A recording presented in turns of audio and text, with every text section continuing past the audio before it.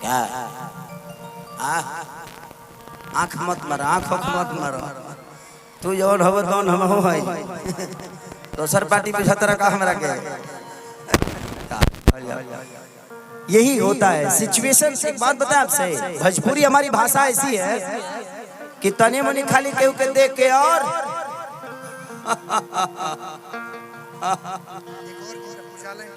उजाला एंटरटेनमेंट आज बुझाता जिलो हमरा के यूट्यूब के सब पैसा हमरे के दे दिलो का।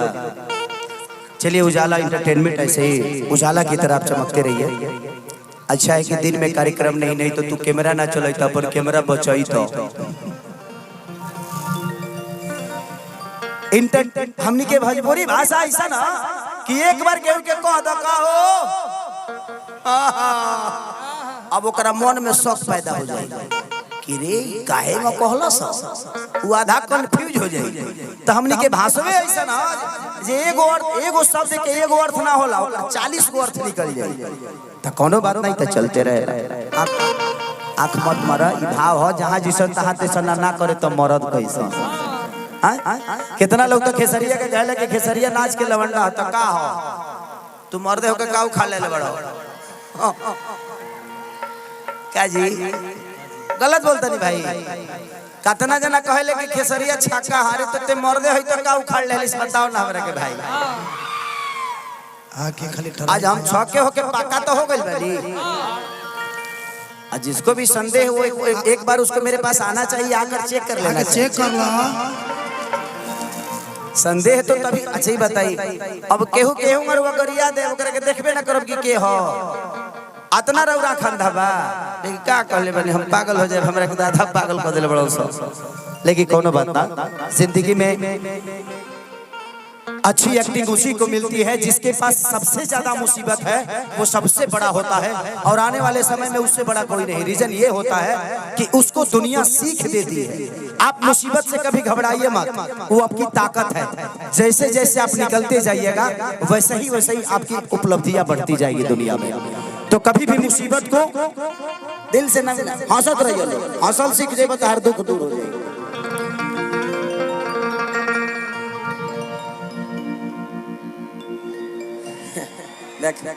देख अब लोग कहते हैं कि खेसरिया अश्लील करत हो। विजय स्टूडियो अमित गिरी पुरस्कार में भगवान से बरनी 500 मत दो यार, 500 रुपया मत दीजिए आप लोग के बारे। 51 हजार के चेके काट दलो, हम बाद में डालत रहो। स्कार बैठा भाई हमारे पूर्व मुखिया जी की तरफ से पुरस्कार। कि रे गड़िया धराई दा बलमुआ तनिए को बढ़ा देबो शीशा करो करके। हाँ चलिए जयप्रकाश भैया की तरफ से फिर से पुरस्कार आशीर्वाद की और सरकार की भगवान से प्रार्थना कैसे ही बाबा के जिंदगी हम अब दुआ ही कर सकेले। अब आशीर्वाद देवे की क्षमता तो हमार नहीं है। ऐसे जो हर उस ब्राह्मण कुल का आदमी मेरे लिए गुरु सम्मान होता है, क्योंकि मैं भी एक ब्राह्मण का ही शिष्य हूँ माननीय कमलाकांत मिश्रा जी। इसीलिए हर आदमी हर ब्राह्मण मेरे लिए गुरु की तरह होता है, चाहे वो 5 साल का बच्चा हो या 50 साल का बुजुर्ग। देखा बाबू रे बाबू बाबा रे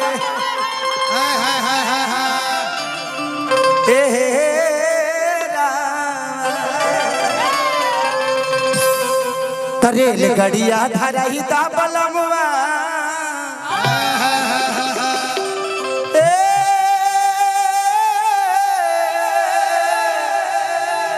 हे राजा हो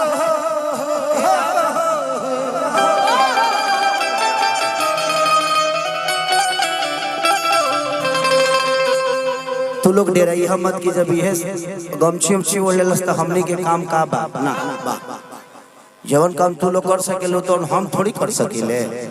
तारा लोग के अलग सिस्टम बा, हमारा अलग सिस्टम बा। काम करे के तरीका सबकर चेंज हो जाला।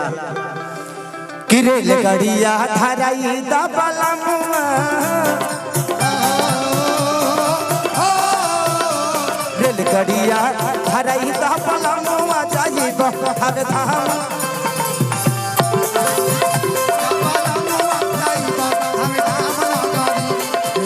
या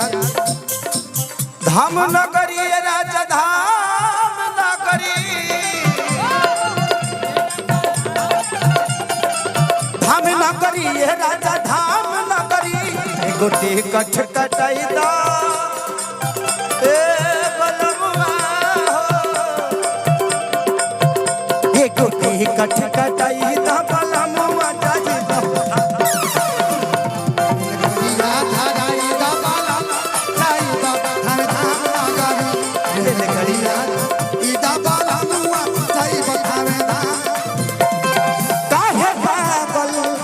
बना के छोड़ गल काहे पागल बना के छोड़ गल वादया के तोड़ चल वादया के तोड़ चल काहे पागल बना के छोड़ गई काहे पागल बना के छोड़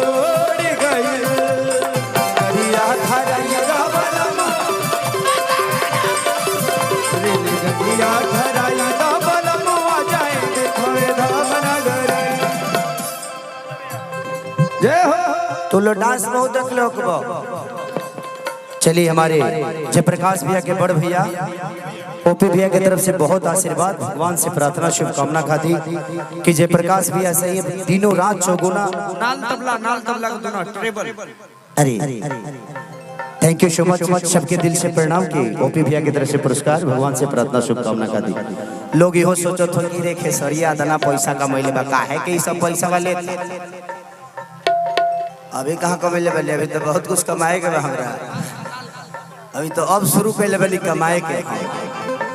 कमाई आपका पैसा नहीं, ये मैं पैसे हाथ में इसलिए लेता हूँ कि कहीं ना कहीं लोग खेसारी को छूना चाहते हैं, उसकी इच्छाओं को काटना नहीं है, वो पैसा तो बहाना होता है, इसीलिए वो पैसा नहीं आशीर्वाद स्वरूप है। मेन माइक का आवाज बढ़ाई। हाँ हेलो, थोड़ा सा बढ़ा दीजिए। आरतिया कहा दिया बाबू, तो लो डांस बहुत देख ले हो वाले के है, नया जमाना के डांस है बाबू। तो सुनी ले किला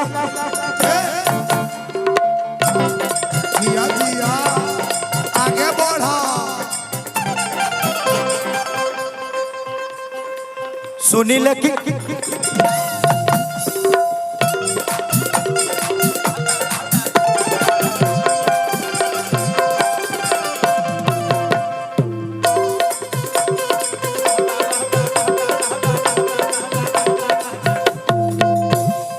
भोजपुरी है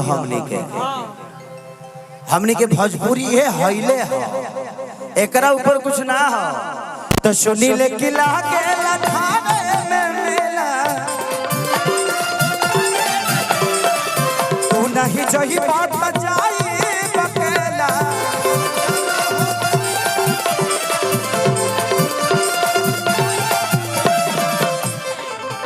एगो चुनरी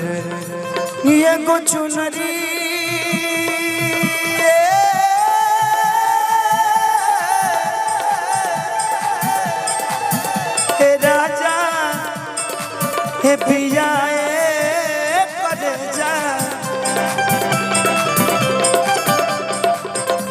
एक चुनरी ले आई ता बलमुआ,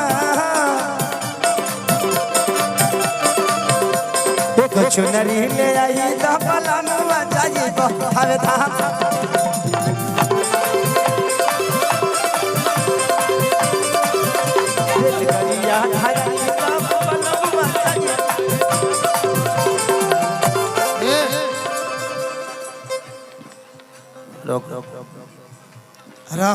का नाम है तहार? निशा। निशा। तहार बनी मुस्कान। मुस्कान। मुस्कान। आपका? प्रतिभा। आओ बहना तू। तहार? छाया। छाया। इधर इधर। आपका नाम? भैया भैया ये चांदनी है। आपका एक गाना आया था आवा ये बलमुआ मुलायम कर चाच के, इनमें इतना ज्यादा हिट हुई थी ये। अच्छा इसी ने मुलायम किया था। आप गर्मी भर इधर ही रहिएगा क्योंकि बहुत इधर गर्मी है ना, सबका उठ फट जाता है। आप रहिएगा तो मुलायम करते रहिएगा। भेसलिंग हो तुम, अपना नाम भेसलिंग रखना। मुस्कान से हटा दो। चलिए थैंक यू आप लोगों को, इन कलाकारों। एक बार आप लोग थोड़ा सा प्रणाम कर लीजिए जनता को, एक बार ताली बजा दीजिए आप लोग। होई प्रणाम कौन हो रे, तिरछे मारती है ये। कोई बात नहीं बेटा, सम्मान तो सम्मान होता है। औरत कहती है कि पूजा पयाइल बड़े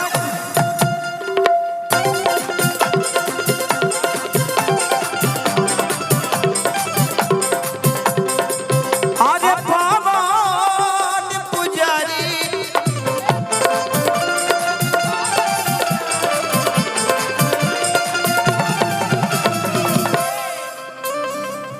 तू नहीं जोई बल के जाई खेसारी।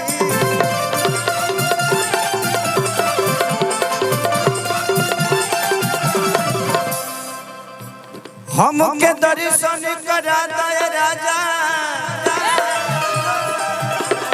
ए राजा रे राजा,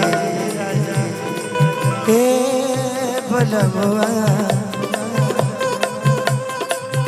हमके दर्शन कराई दा बलवा,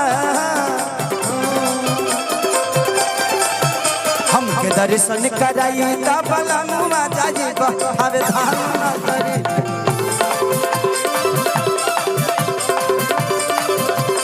करिया हराई दा